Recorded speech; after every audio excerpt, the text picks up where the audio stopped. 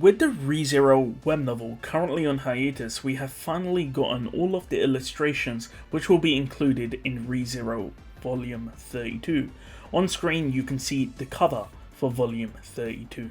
The cover is of course representing the final battle between Vincent, Wallachia, and Selena, who is also part of the rebellion, facing against the Prime Minister and Cheshire Gold, who is currently transformed into the fake Emperor. So it makes sense that these two parties will now clash together. Remember, Selena Dracoi is now siding with Roswell and Ram, and they are going to be helping out Subaru with the rebellion.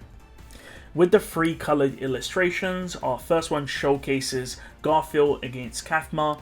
Of course, as you guys remember, Garfield is of course on one of the 5 pillars or bastions, whatever they're called.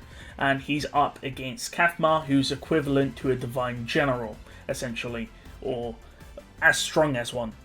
And we can see that they're about to fight. So this is of course taking place just before they start fighting, most likely when they're introducing themselves. And we can see Katma has its wings out. Now if you remember in the fight, Garfield does cut off or bite off or rip off several of Katma's wings.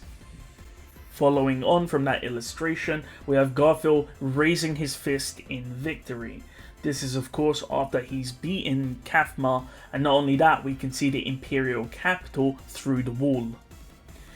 The next illustration shows Obart coming in and trying to attack Garfield, but remember the narration stated that Garfield managed to lash out and attack as if his instincts was telling him to move, and as a result, Garfield was able to fend off Obart when he initially attacked Garfield. Following that, our second coloured illustration features Priscilla walking in with Schultz and Aldebaran. This is of course when the cast are arguing about Lewis, and Yorna is of course protecting Lewis, and then Priscilla walks in and we find out that of course Yorna is Priscilla's mother, Sandra Benedict. We have 2 more illustrations which are kinda meh, which is Vincent speaking to the Prime Minister. However, I believe that this is actually Cheshire Gold under the guise of Vincent, most likely when they're speaking in the Prime Minister's mansion. We also have an illustration of Selena Dracoi. Again, this is most likely when she's speaking to Roswell and Ram, because if you guys remember, Roswell and Ram visit Selena Dracoi to essentially get her help, and she ends up aiding with the rebellion. Moving on from that, we have an illustration showing Rem and Katya speaking together. Again, you can look at Katya's demeanor. She's of course very submissive. I believe that this is most likely when they're sort of talking and Katya is being extremely self-loathing. What we do know from Ice, from Witch Cult Translation, that volume 32 has additional dialogue. Apparently we find out that Rem and Katya, or Rem at least, escapes the mansion or attempts to escape with a secret sort of door or corridor, and she runs into Goz, the Divine General. Of course, remember, Goz was the Divine General that was seemingly knew that the Emperor was a fake, so no one knew what happened to him because he disappeared. So we do know that Goz is actually in the Prime Minister's mansion, locked away, and apparently when Rem is trying to escape through like a hidden exit, she bumps into Goz, and of course I believe that implies that Goz will most likely help Katya and Rem escape, because he knows that the current Emperor is a fake. We have another illustration of Heikel getting absolutely bodied by Mogro, who is of course taking the form of one of the apexes, and then of course we find out that Mogro is actually the Crystal Palace. So this is when Heikel first gets hit and he starts rolling around on the ground, and then afterwards Dicker Ottoman and Jamal charge forward, and then the giant cannon activates, and then Beatrice comes in and saves them with Al Shamak. On the subject of Al Shamak, we have another illustration of Beatrice using Al Shamak. You can see Lewis is behind her holding her, and if you remember, Lewis constantly uses her leaper ability to gain height, allowing Beatrice to use Al Shamak to essentially warp the magical cannon shot to a different dimension, and then afterwards Beatrice and Subaru reunite. Of course, with Subaru now touching Beatrice, that allows Beatrice to suck his mana, and that way she won't fade away, which is a bit disappointing because the whole mana poisoning aspect of Subaru dying due to mana poisoning wasn't actually explored in Arc 7, because Subaru never died due to that condition, despite it being foreshadowed in the side stories. Either way, Subaru and Beatrice reunite. Our final coloured illustration showcases the different battles and sort of events happening around the battlefield. So we have, of course, Amelia fighting against Madeline. This is right at the start of the fight, where Madeline is high up above, and then Emilia drops the ice castle or ice block on Madeline's head, and that's how the fight starts off.